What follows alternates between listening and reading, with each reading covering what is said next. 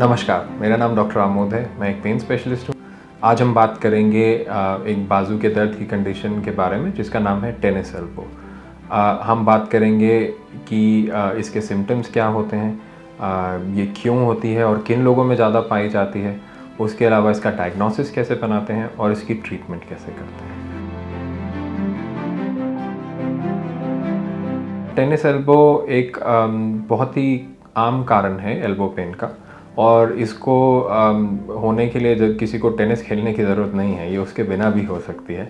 और इसमें होता ये है कि एल्बो के बाहरी किनारे पे, यानी कि आप ये मार्क देख सकते हैं जो मैंने लगाया है बाजू में, यहाँ पे दर्द उठता है।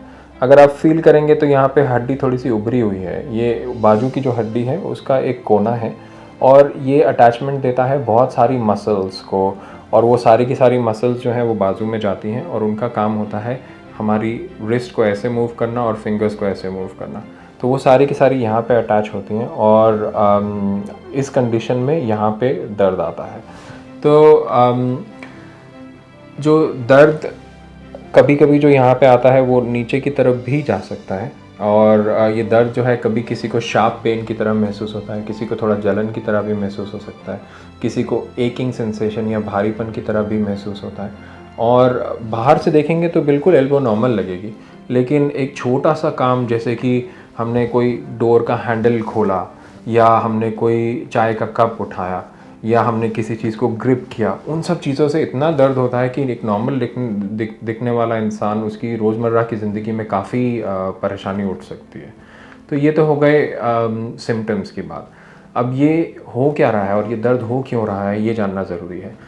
तो जो हमारी मसल्स होती हैं वो हड्डी से जुड़ती हैं, तो वो डायरेक्टली जा कर के हड्डी पे नहीं अटैच होती हैं।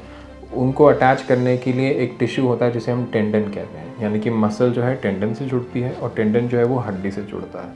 तो यहाँ पे बहुत सारी मसल्स के टेंडन जा कर के जुड़ते हैं, और जब हम कोई नया काम शुरू करते हैं जो इसकी हमें आदत नहीं है, जैसे कि अगर मैं बात करूं तो बहुत सारे पेशेंट्स जो मेरे पास आते हैं उनको प्रॉब्लम ये होती है कि उन्होंने हाल ही में टेनिस खेलना शुरू किया होता है या बैडमिंटन खेलना शुरू किया होता है, और उनका लाइफस्टाइल नॉर्मली सेडेंटरी रहा होता है, और एकदम से वो ये शुरू करते हैं। और जब वो स्ट्रेन ज़्यादा होता है, यानी कि हम अनअकस्टम्ड एक्टिविटी लेते हैं और उसको बहुत ज़्यादा करते हैं जो हमारी शरीर की क्षमता से ज़्यादा है, तो इस टेंडन्स में छोटे छोटे टीयर्स आ जाते हैं जिन्हें हम माइक्रो टीयर्स भी कहते हैं, और ये टेंडन्स जो हैं डीजनरेट होने लगते हैं और उसकी वजह से ये दर्द उठता है। यानी कि इन टेंडन्स का ओवरलोडिंग या अंडरलोडिंग भी दोनों ये प्रॉब्लम करते हैं हमारे लिए। और जब हम ये काम एकदम से शुरू करते हैं तो शरीर को अडैप्ट करने का मौका नहीं मिला होता है। अब यही अगर मैं बैडमिंटन खेलना शुरू करूं, पहले दिन 15 मिनट खेलूं, दूसरे दिन धीरे धीरे करके उसे बढ़ाऊं, तो शरीर को अडैप्ट करने का मौका मिलता है और उसमें ये प्रॉब्लम कम आती है। लेकिन अगर एकदम से ज़्यादा किया जाए अनकस्टम्ड एक्टिविटी तो ये प्रॉब्लम आने का चांस ज़्यादा होता है। इन टेंडेंस के बारे में थोड़ा और समझाने के लिए मैं आपको एक एनिमेशन या मॉडल की मदद से कुछ दिखाना चाहूँगा। तो अगर हम इस मॉडल में बाजू के ऊपर फोकस करें तो आर्म की हड्डी और फोर आर्म की हड्डी इस मॉडल में दिखाई दे रही है। ये आर्म की हड्डी है जिसे हम ह्यूमरस कहते हैं, ये दोनों फोर आर्म की हड्डियाँ हैं जिसे हम रेडियस और अल्ना कहते हैं, और यहाँ पे एल्बो का जॉइंट है।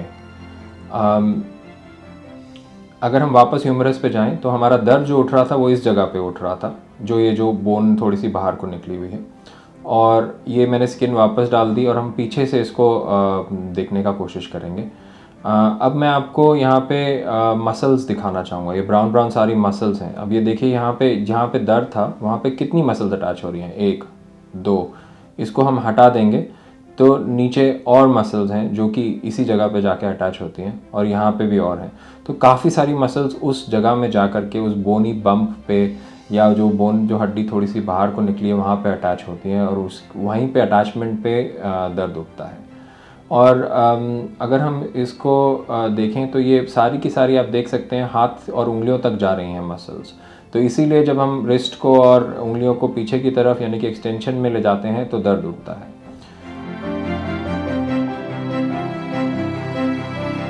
तो अगर हम बात करें रिस्क फैक्टर्स की, यानी कि ये कंडीशन किस किस में ज़्यादा कॉमन होती है, तो ये प्रॉब्लम जनरली 30 से 50 साल के बीच में ज़्यादा देखी जाती है, ऑल्दो ये किसी भी एज ग्रुप में हो सकती है। देन जिन लोगों का लाइफस्टाइल सेडेंटरी है उनमें ये ज़्यादा प्रॉब्लम होती है, स्पेशली अगर वो कोई नई एक्टिविटी शुरू करें जिसकी वजह से एक्सेसिव स्ट्रेन पड़े उनके एल्बो के ऊपर। ज़्यादा देर तक कंप्यूटर पे काम करने से भी ये प्रॉब्लम होती है। उसके अलावा एक्टिविटीज़ जैसे कि बाइक ड्राइविंग, या जो लोग रिपीटेड मोशन करते हैं एल्बो का, जैसे स्क्रू ड्राइविंग करते समय जो कि प्लम्बर्स और कारपेंटर्स काफ़ी करते हैं, उनको ये प्रॉब्लम ज़्यादा हो सकती है। उसके अलावा टेनिस खेलने वाले प्लेयर्स, अगर उनकी बैक हैंड की टेक्निक अच्छी नहीं है तो उनको भी ये प्रॉब्लम ज़्यादा हो सकती है। डायग्नोसिस बनाने के लिए इस कंडीशन के लिए ज़्यादातर हिस्ट्री और एग्जामिनेशन ही काफ़ी होता है, लेकिन उसको सपोर्ट करने के लिए हम अल्ट्रासाउंड यूज़ करते हैं। अल्ट्रासाउंड से ना सिर्फ हमें कोई टीयर्स हों तो वो आइडेंटिफाई करने में मदद मिलती है, बल्कि उसकी मदद से हम ट्रीटमेंट को एक्यूरेटली डिलीवर कर सकते हैं, और उसकी ट्रीटमेंट के कोई कॉम्प्लिकेशंस ना हो इसमें भी वो मदद करता है। क्योंकि अल्ट्रासाउंड इस्तेमाल करते समय हम हर समय अपना कहाँ पे प्रॉब्लम है, हम कहाँ पे दवाई दे रहे हैं, ये सब देख सकते हैं रियल टाइम में। अगर डायग्नोसिस बनाने में कोई प्रॉब्लम हो रही हो तो कभी कभी हम एक्सरे की इस्तेमाल करते हैं, क्योंकि उससे एल्बो का आर्थराइटिस अच्छे से आइडेंटिफाई किया जा सकता है। और कभी कभी हमें एमआरआई की मदद लेनी पड़ती है ये जानने के लिए कि ये जो दर्द उठ रहा है ये कहीं गर्दन में नसों के ऊपर दबाव आने की वजह से तो नहीं उठ रहा है। बट ज़्यादातर हिस्ट्री और एग्जामिनेशन से ही डायग्नोसिस बनाया जा सकता है। अब जब एक बार डायग्नोसिस बन गया तो अगला सवाल उठता है कि हम इसके लिए करेंगे क्या, इसको मैनेज कैसे करेंगे। मैनेजमेंट डिपेंड करेगा ये प्रॉब्लम आपको कब से है, उसका सिवियरिटी क्या है, वो आपकी रोज़मर्रा की ज़िंदगी में क्या असर डाल रहा है, और वहाँ पे कोई मसल्स में टियर है या नहीं। काम की बात जानना जो ज़रूरी है वो ये है कि अपने आप भी ठीक हो सकता है, लेकिन इसको लंबा समय लग सकता है, 6 महीने से 12 महीने एवरेज में लग सकते हैं। और अगर ये आपकी डोमिनेंट आर्म को इफ़ेक्ट कर रहा है इतने लंबे समय के लिए तो काफ़ी लिमिटेशन ऑफ एक्टिविटीज़ हो सकती हैं। जो भी हम ट्रीटमेंट करते हैं उसका एम ये है कि हम आपकी एक्टिविटी मेंटेन रखें, आपका दर्द कम करें, आपकी मसल्स को स्ट्रेंथन करें, और इन टेंडन्स पे लोड कम करें ताकि ये वापस नॉर्मल की तरफ जा पाएँ। तो ट्रीटमेंट के लिए जो भी प्रोवोकिंग एक्टिविटी है उसको अवॉइड करना ज़रूरी है, चाहे वो टेनिस प्लेइंग हो, या बैडमिंटन हो, या कंप्यूटर्स पे लॉन्ग आवर्स हो, या कई बार बाइक ड्राइवर्स को भी ऐसे हाथ की वजह से प्रॉब्लम हो जाता है। तो प्रोवोकिंग एक्टिविटी को आइडेंटिफाई करके उसको अवॉइड करना ज़रूरी है। उसके अलावा आइस पैक्स जो कि दिन में 3 से 4 बार लगाए जा सकते हैं आराम से थोड़े थोड़े मिनट्स के लिए, उससे आराम आता है। उसके अलावा एक एल्बो ब्रेस काफ़ी यूज़फुल चीज़ है, वो एक बैंड की तरह होता है जो एल्बो में यहाँ पे बांधा जाता है, जहाँ प्रॉब्लम है वहाँ नहीं, उसके नीचे, और वो सारा जो लोड है मसल्स के ऊपर उसको इक्वली डिस्ट्रीब्यूट करता है, और जो पॉइंट जहाँ पे दर्द है उससे दूर की तरफ ले जाता है। तो ये काफ़ी यूज़फुल होता है, ख़ास करके अगर आप जैसे बैडमिंटन खेल रहे हैं और उस समय प्रॉब्लम आ रहा है तो उस समय ये पहनने से प्रॉब्लम कम होता है, मसल्स पे लोड कम पड़ता है। इसके अलावा दवाइयाँ इस्तेमाल करते हैं, जैसे कि एंटी इन्फ्लेमेटरी दवाइयाँ जो दर्द कम करती हैं और हीलिंग में भी थोड़ा कुछ हद तक मदद करती हैं। फिज़ियोथेरेपी बहुत ज़रूरी है, क्योंकि कोई भी आप ट्रीटमेंट करें उसके बाद स्ट्रेंथनिंग के लिए, मसल्स की स्टिफनेस को कम करने के लिए उनकी स्ट्रेचिंग और फिज़ियोथेरेपी बहुत ज़रूरी है। अगर ये सब ट्रीटमेंट अच्छे से काम नहीं कर पाती हैं और रिज़ल्ट अच्छा नहीं आ पाता है इनके बाद, तो हम मूव करते हैं इंजेक्शंस की तरफ। जो भी इंजेक्शन किए जाएँ उनके लिए अल्ट्रासाउंड गाइडेंस इस्तेमाल करना एक अच्छी चीज़ है, और मैं अल्ट्रासाउंड के बिना ये इंजेक्शन करना बिल्कुल भी पसंद नहीं करता हूँ, क्योंकि अल्ट्रासाउंड से, जैसे हमने पहले भी बात करी, आपकी थेरेपी एक सही, आपकी ट्रीटमेंट, आपकी दवाई एक सही जगह पे जाती है, आप बिल्कुल अच्छे से उसको डिलीवर कर सकते हैं, और आपकी सक्सेस या पेन रिलीफ या हीलिंग के चांसेस बढ़ जाते हैं। तो अब हम इसमें 2-3 तरह के इंजेक्शंस कर सकते हैं। पहली चीज़ ड्राई नीडलिंग, यानी कि एक सुई लेकर के टेंडन्स को हम बार बार टेंडन्स को, सुई को लेते हुए हम टेंडन्स के अंदर जाते हैं और बाहर आते हैं। इसको हम फेनेस्ट्रेशन कहते हैं। एक तरीके से हम बार बार टेंडन में छेद कर रहे हैं, और इसको करने का पर्पस ये है कि वहाँ पे हीलिंग प्रमोट हो, वहाँ पे इन्फ्लेमेशन हो, ताकि जो बॉडी के रिपेयर सेल्स हैं वो वहाँ पे आएँ और हीलिंग करें। तो इससे हीलिंग में मदद होती है।